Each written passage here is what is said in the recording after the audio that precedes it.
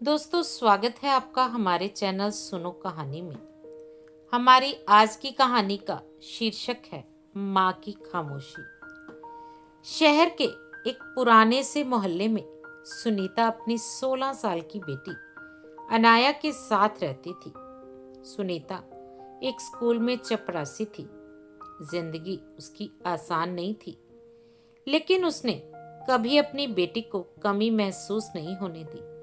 अनाया पढ़ाई में तेज थी, मगर पिछले कुछ महीनों से उसमें अजीब सा बदलाव आने लगा था। वह चुप रहने लगी थी। देर देर तक मोबाइल पर किसी से बातें करती और माँ के पूछने पर झुंझला जाती। सुनीता यह सब देख रही थी, पर कुछ कह नहीं रही थी। एक रात बारिश हो रही थी। बिजली बार बार जा रही थी। सुनीता की नींद अचानक खुली। उसने देखा अनाया कमरे में नहीं थी। उसका दिल जोर जोर से धड़कने लगा। वह बाहर निकली। बरामदे में एक कागज का टुकड़ा पड़ा था।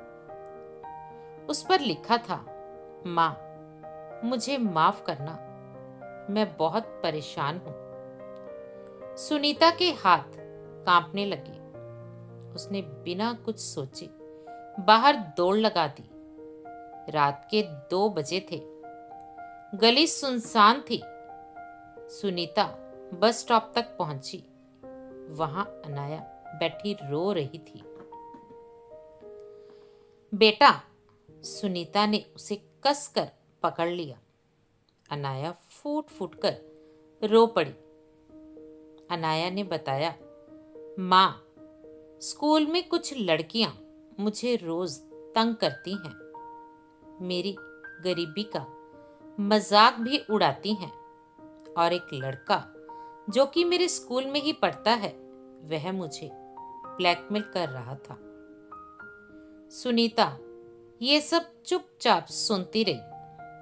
फिर उसने धीरे से कहा, बेटा, क्या तुम्हें पता है तुम्हारी माँ भी कभी इसी दर्द से गुजरी थी? अनाया चौंक गई। सुनीता ने बताया, मैं भी एक समय सब कुछ छोड़कर भाग जाना चाहती थी, लेकिन मेरी माँ ने एक बात कही थी, दुख से भागने वाले नहीं, दुख का सामना करने वाले ही मजबूत होते हैं। सुनीता ने अनाया की आंखों में देखा। अगर तुम चली जाती तो शायद मेरा शरीर जिंदा रहता, पर मेरी आत्मा मर जाती। अगले दिन सुनीता ने हिम्मत दिखाई। स्कूल गई। प्रिंसिपल से मिली, शिकायत की। लड़के पर कार्रवाई हुई। अनाया को काउंसलिंग मिली। धीरे धीरे अनाया फिर से मुस्कुराने लगी।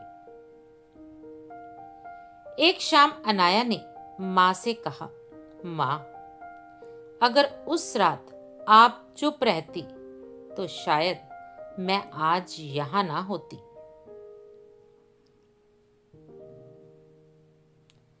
सुनीता मुस्कुराई। माँ की खामोशी कमजोरी नहीं होती बेटा, वह सही समय का इंतजार होता है। दोस्तों, अगर आपको हमारी ये कहानी पसंद आई है तो प्लीज हमारे चैनल को जरूर सब्सक्राइब करना और अपने दोस्तों के साथ इस कहानी को जरूर शेयर करना। मिलते हैं अगली कहानी में। तब तक के लिए धन्यवाद।